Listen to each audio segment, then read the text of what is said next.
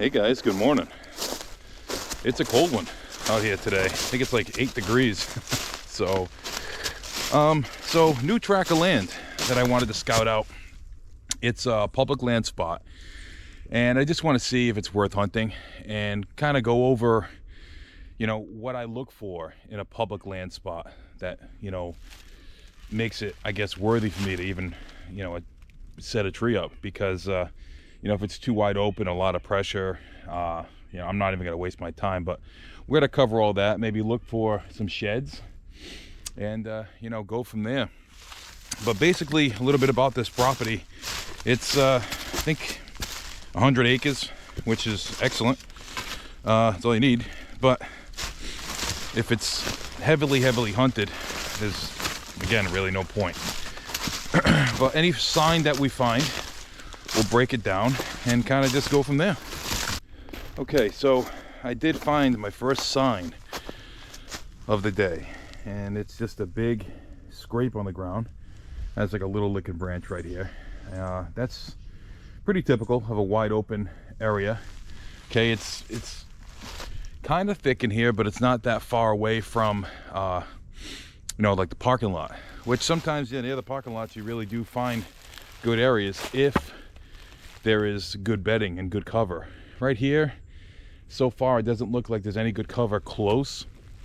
So you're betting a deer is going to hit this scrape during daylight hours, and it's that's not going to happen. It's just a mature buck is not going to travel really far, 200, 300, 400 yards during daylight hours to hit a scrape in a wide open area. He just won't do it. So if you find scrapes near tight areas, like thick areas, that's the ones that I would focus on and to see the most deer.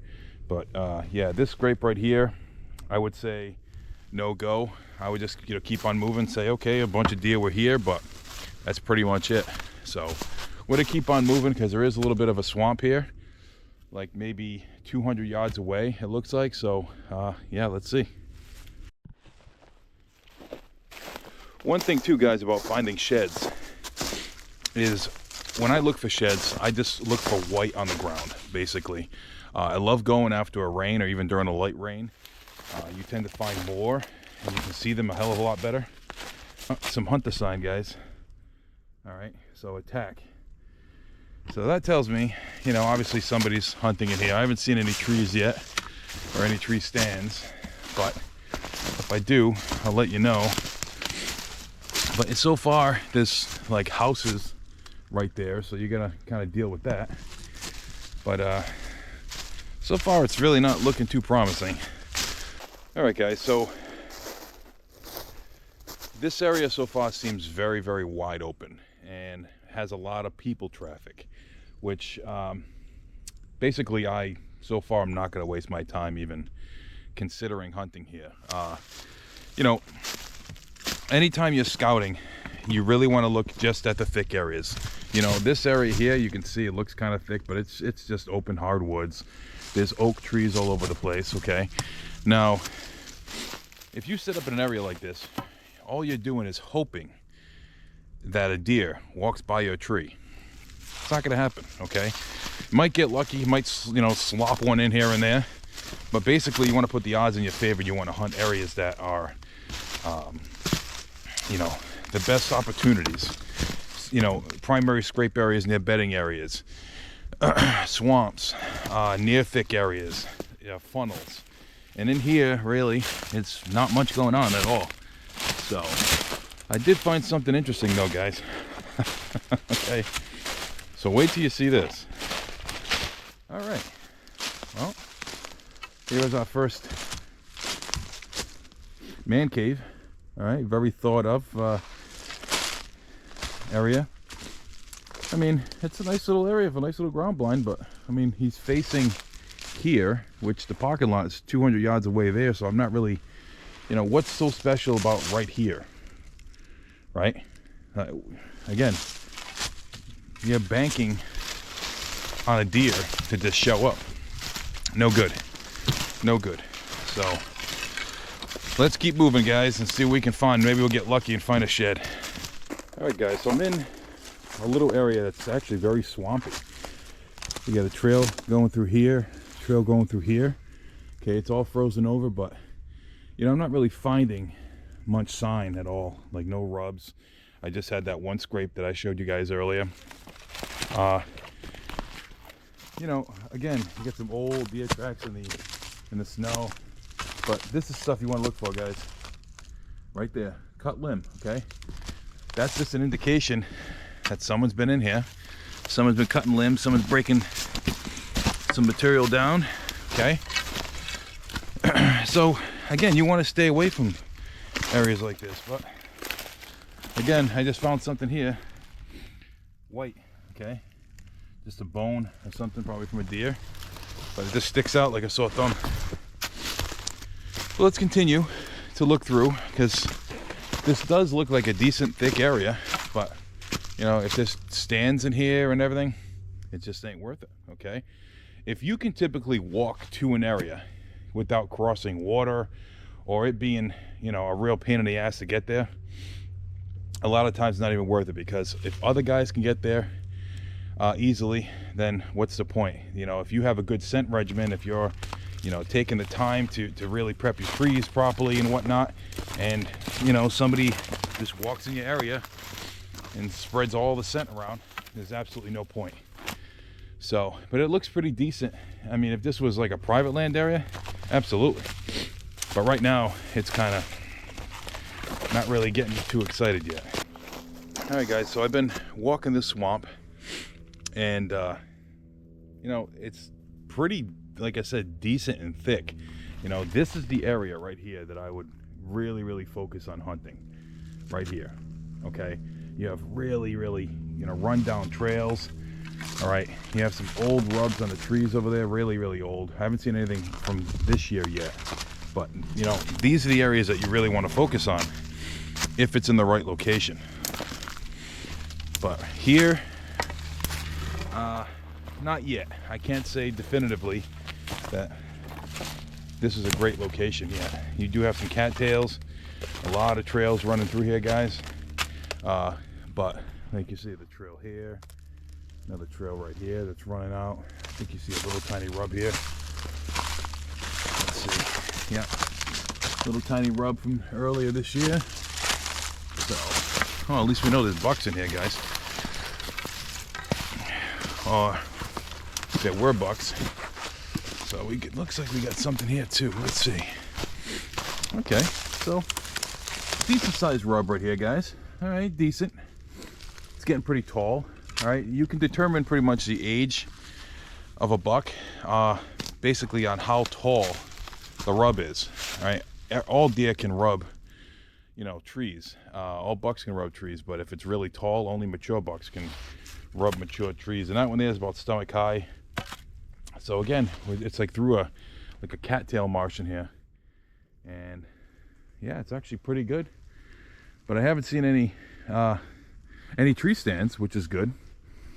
But I do see some, looks like some ribbon way up there that I'm going to take a look at. So there's another rub right there. Okay, so we're going to continue and see if we can get to that ribbon. All right, guys, 2 old apple trees. And the ground here looks like it's been beat down from last fall. So this would be a very good area. Again, though, I can walk to it easily. You know, that means other guys can too. So I'm going to continue. I do see that ribbon. Looks like somebody marked an area in here. So we'll see. Yeah, definitely. A lot of deer tracks, though. A lot of deer tracks in here. But we're going to continue. You can see, definitely been run down over here. The deer tracks, fresh deer tracks too. There's the ribbon I was talking about. And junk, of course. I don't think you can get anywhere in here in the woods without seeing junk, unfortunately. But here's what I don't like to see, okay? Look at this. just hose down, okay? Everybody, whoever came in here, cut stuff down, trimmed a whole bunch of property, all right? No good, guys. No good, all right? This is what I mean. It may look excellent, right? But, you know, you're not supposed to do this stuff on public land either, all right? But yeah, I mean, I'm sure there's deer in here, but to get them to move where you want them to move and set up in this area where, you know, I don't want to sound like a broken record, guys, but it's the truth. It's just not worth it. It's not worth it at all. So we're gonna head back a different direction and basically see if we can find any sheds. And yeah, I pretty much don't think I would be interested in hunting an area like this. It would be a waste of my time. Just too much human activity, and that's the thing with public land. You know, it's unfortunate. A lot of guys, you know, hunt it, which is, I guess, good. We have public land, but you know, trash everywhere. It just ruins it for everybody else. So let's keep moving. All right, guys, found some really good sign. Okay, look at that stuff. Look at that. All right, that's what you want to find right there. Okay, a nice big gnarled up rub. All right. When you find rubs like that, guys, you know that multiple bucks are hitting it. Okay, and it's definitely a travel corridor. So you have the thick cover way back there, and then you have a lot of oaks over here. So basically he's coming back and through. I mean, it's pretty simple. But would you hunt this area based on just that rub? Absolutely not. You know, again, it's so far away from the bedding area. Daylight hours, that's more than likely that thing's getting hit at 2 o'clock in the morning. Okay, so it's not really worth it, guys. I think the best bet is always hunt the areas that have the higher percentages. Like I said, you know, the swamps, the funnels, primary scrape areas, you know, near thick areas. So those are the areas that you really want to hunt. But that's really good sign. That's really good. Shows that there's a really good mature buck in here. There's another little one over there as well. So, but yeah, if you find sign like that, you know, definitely mark it down and kind of put the pieces together. All right, guys, as I'm making my way, I want to talk a little bit about seasonal timing. Okay, and what I mean by seasonal timing is, you know, you have all the phases of the season: early season, pre-rut, rut, post-season, and you know, or post-rut, and then late season. And you hunt them all differently. Here's another rub right there. Not bad, decent size. But yeah, you hunt them all differently. You basically, early season, you want to hunt those secluded oak trees. You want to hunt those apple trees the first few days of season. Those areas also might be a primary scrape area, which most of the time when you do find those areas, they are primary scrape areas, or you will find several scrapes in that area. Hunt them a few times and then leave them alone to the pre-rut. Okay, pre-rut comes along, that's when you focus on those primary scrape areas hardcore. Hunt those until November 1st to the maybe the 5th, I guess.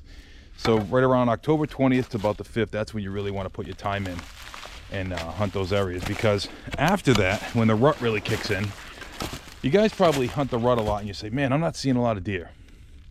I don't know where these deer went. I was seeing a lot of deer during pre-rut, but now I'm not seeing a lot of deer during the peak rut.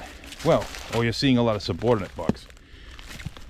What happens is those big bucks are all doed up. Okay, they're with does, and once they're with does in the bedding areas, it's very difficult to put those big ones down. They're not gonna really come to calls. They're not gonna leave that doe they're with, and after they're done breeding that doe several times, he'll just get up and find another doe, and he'll push that other buck that's with her out. So you have to switch off. You got to leave those primary scrape areas alone and start hunting bedding areas. And this topic of hunting bedding areas is, you know, a lot of guys are like, I don't like hunting bedding areas because you're disturbing deer in there and everything. guys, you got to go in them. You got to go inside and hunt those bedding areas if you want a mature buck. It's key, absolutely key. You need a good scent regimen. You need to determine what tree now in January and February, what tree you're going to be hunting, and you need to hunt it, because if not, you're not going to see those big mature bucks if that's what you're after. But that, yeah, bedding areas, that's the key. All right, and it can happen at any time of day. It can happen 8 o'clock in the morning. It can happen 11 o'clock, 12 o'clock. But it's, you know, super important that you hunt those areas, okay? Now, guys, let's talk about post-rut, all right? Now, post-rut, when you want to hunt, that's when you head back to your scrape areas again, all right? Bucks are going to be heading to their old haunts, looking for those does again, and that's when you can catch up with a really, really big mature buck. Now, I'm talking end of November through the 10th of December can be hot, and I mean hot, to find some really good action at those scrape areas again. They scrape start opening up again, and your opportunities, you know, arise again to put a mature buck down. You know, and then late season, you want to hunt those food areas again really, really good, because there's not much food in the woods in late season. So if you have private land, you have like food plots and everything, yeah, that's awesome. But if you hunt public land, it gets really difficult hunting late season, because food is scarce and it's scattered everywhere. So you don't know, one day they're there, one day they're not. But you know, put your time in. Hopefully you get a doe or a nice mature buck. So, but back to this, I want to show you guys this stuff right here. Trash, okay? Again, wherever you go on public land, unfortunately, that's what you're gonna find. Just trash all over the ground. Just irks me out. But yeah, guys, I determined that this is not a very good spot to hunt at all. Way too much human traffic. There is some deer in here, some really good deer, but it wouldn't be an area that I would choose at all. You know, if you find areas that have like a lot of water, find areas that have swamps, those are the areas that you really want to hunt. These big hardwood, wide open areas, yeah, are just a no-go. They're just not, guys. Too much activity. It's easy hunting too. Guys can walk to it easy, set a tree, and, you know, forget about it. That's, you know, hunting's not easy, especially on, you know, public land. It definitely is not easy. So if you put your time in and you hunt properly, hunt the spots that I suggested, you know, the thick areas, primary scrape areas, feeding areas early season, you'll definitely see more deer. And do your prep now. Okay, I say it all the time, guys, about doing your prep, but do your prep now. Get in the woods now. Scout now. Get it done. You do not want to go in the woods 2 weeks before season and look around like I'm doing now. Nothing will kill your hunting season than going in and just putting scent everywhere and ruining it. Okay, you want to hunt areas that are secluded, and you can get very secluded on public land. You really can. To the swamps, you may have to cross some water, which is always key. If you find water in a nice hunting area, guys, cross it and hunt it, because you're gonna leave 95% of the guys behind you if you cross water. For whatever reason, hunters don't like water. I don't know. They don't like crossing it. Maybe they think it's a pain to cross it when you have a deer, but I'd rather worry about that when I have the deer. But yeah, I mean, like I said, it's just too public in here. You got, you know, too much, you know, graffiti all over the rocks and everything. Of course, you got those all over the trees, because, I mean, why wouldn't you draw a dick on a tree? But anyway, yeah, guys, we're gonna head out of here, and maybe next time I'm gonna scout another area, see how the season goes. But fishing season's coming up, guys, which I'm really excited for, and I'm gonna have a lot of videos on that. And yeah, I appreciate you guys coming along with me. Hopefully you guys learned something about how to properly scout public land and break it all down. And if you got any questions, send me a message and I'll be happy to help you out. All right, guys, talk soon.